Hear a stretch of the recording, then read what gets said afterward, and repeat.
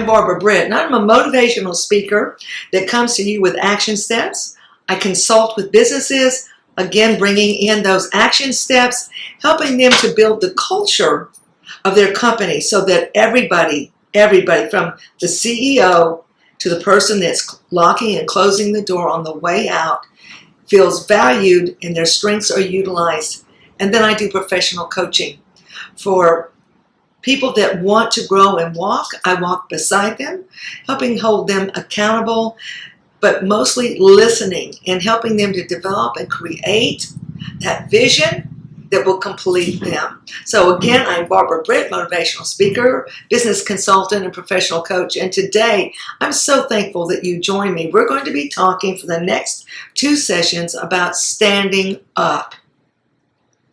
And I'd like to start off with just a few things on why we want to stand up. So I'm going to give you some quotes. And during this time, I want you to think about those quotes. So get a piece of paper and a pencil and write it down. Stop the Zoom and actually write it down. And I want you to think about it, because this is the way we can actually delve into something and see if you are standing up or if you want to have the opportunity to stand up. And the first quote is by Maya Angelou, and it is, a lie doesn't become the truth.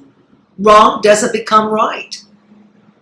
And evil doesn't become good just because it's accepted by the majority. Is that not today? Are we not bombarded with that constantly with the news, on radio, with watching things that people will constantly say, well, but it's the sign of our days and time. It's just the way things are. Remember this, wrong doesn't become right. Evil doesn't become good just because it's accepted by the majority. And this is when we have to stand up and say, no, I'm not going to be part of that. And remember, when we accept something, when we don't say something, that means we're accepting it. We are allowing it to continue.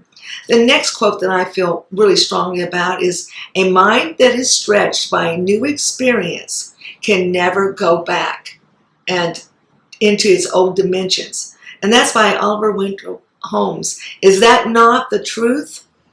A mind that's stretched by a new experience. So when you stand up, you're not going to be able to go back and just be part of the following group or part of the group that just says whatever.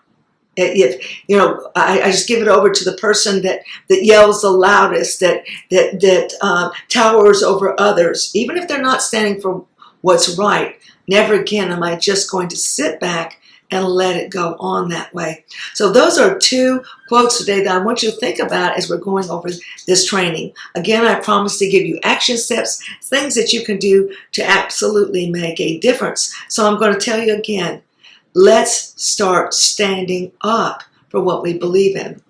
A lot of people are going to go, I'm a former teacher and I retired after 37 years, but my students a lot of times would say, well, it's this century. This is the way it is. This is the way people look at it now. And I always loved that when they would say it, because that to me was a teaching moment.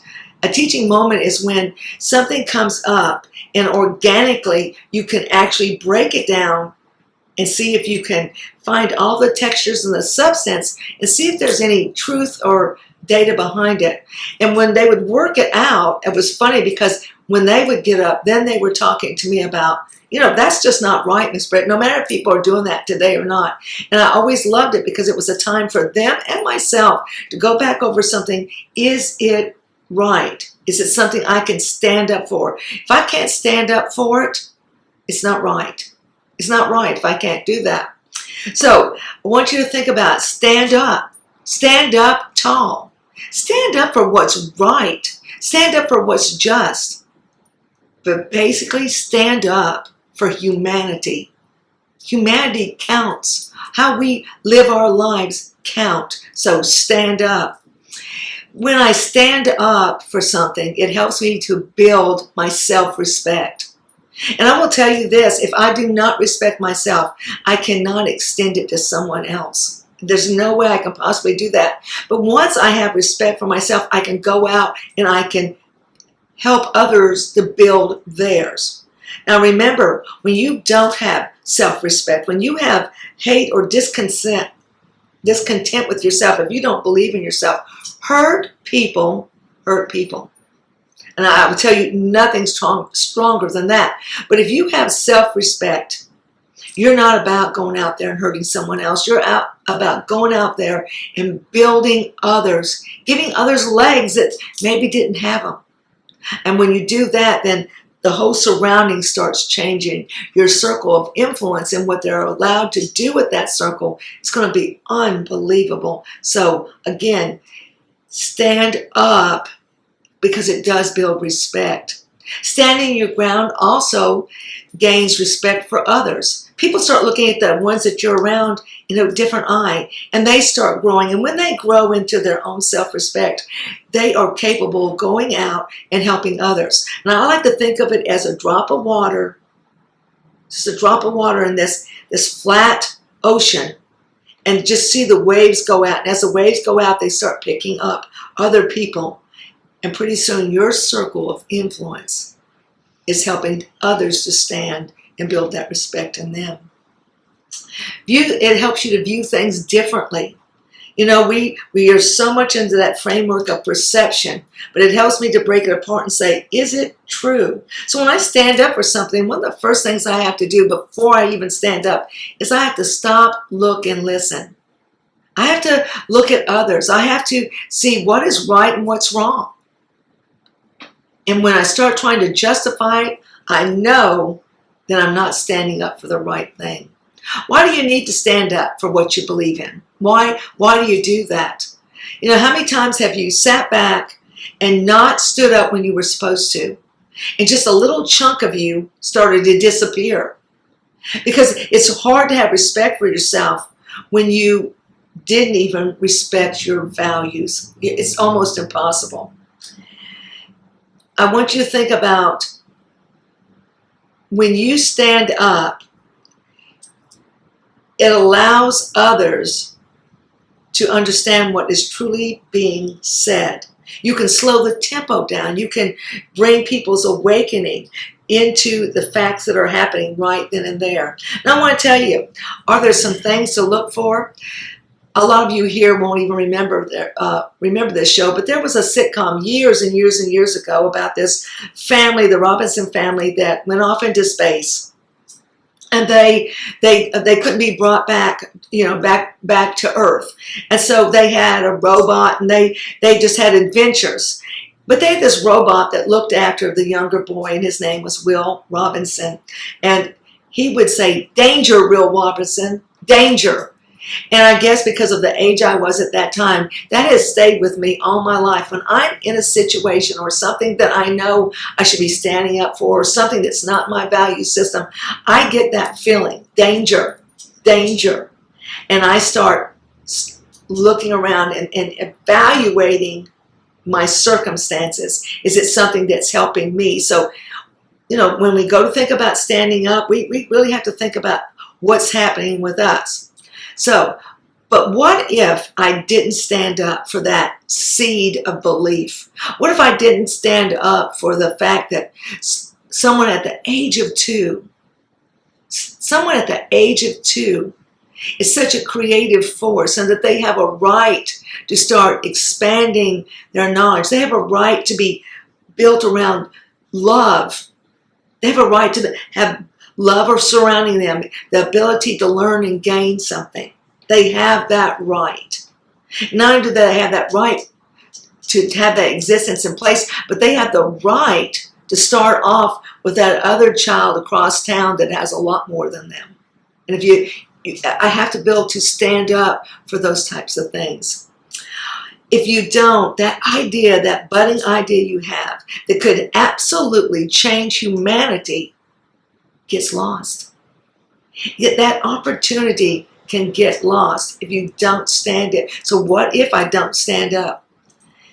Why do I want to do that? First thing, again, it builds respect and self-respect in yourself.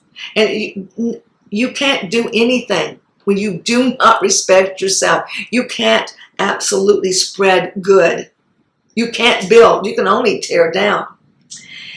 You have to think about it helps you to build confidence. And when was the last time you followed someone that didn't have confidence? We don't. If someone said, come on with me, I don't know the way, the car's going to break down, I don't have any gas, yada, yada, yada, are you going to jump in the car with them? No, they don't have any confidence. Confidence allows others to let their wings open up. It allows others to soar if you have that confidence. And just remember this, while I'm building my confidence, the first time you do something, it's not going to be right. It's not going to be good. And you're going to go, when you look back on it years later, you're going to go, I can't believe I did that. But I want you to look back with, that was the beginning. That was the beginning of the courage to stand up. And that's more important than anything. Next is that you will discover who you are. And I will tell you what, discovering who you are and the power you have is one of the strongest things that you'll ever develop. And this can't be done when there's screaming and hollering and I'm tearing down others. I can't discover who I am when I'm so intent on tearing down others. So I've got to get back. I've got to not let other people take pieces of me and utilize my strengths and talents when it's not for my values. I can't do that. I'll give you a good example. When I was teaching, when I would feel that my students were stumbling with who they were, I had these dollar store puzzles. And if I had 6 groups, I'd get 6 of them. And beforehand, I would take pieces out of each puzzle. And my students didn't know this. And I'd put them over on the side. And then I'd give each group a puzzle. And I'd say, okay, it's a contest. And you're going to get whatever. It may be points. It may, whatever. I would say I was going to give them something. And it was a contest. And I'd say, open up your box. And when you get done first, your whole group stands up. And all of a sudden, I would start hearing grumbling. This isn't fair. That we don't have all the pieces. This isn't right. I don't like this. You said it was a contest, and I don't even have all the pieces. I would have won. And when they would settle down, I'd say, go to the sideboard and find the pieces that fit in your puzzle. But before you're allowed to put them in, you have to discuss around yourselves, what have you given away by not standing up? What have you given away? What are you ready to take back? What are you ready to put back into you? Who you are? How are you going to make yourself whole? And it was amazing because it gave them time to reflect. And then they would go and they'd stand up one by one, putting some of those pieces back in the puzzle. And it was the first time for some of them that they understood they had a voice. And their voice could be used for the values that they hold dear. I hope that this has been helpful today. Go back and think about it and start standing up for what is right. Stand up for humanity. Again, this is Barbara Britt, motivational speaker, consultant, and professional coach. Thank you so much for joining me today.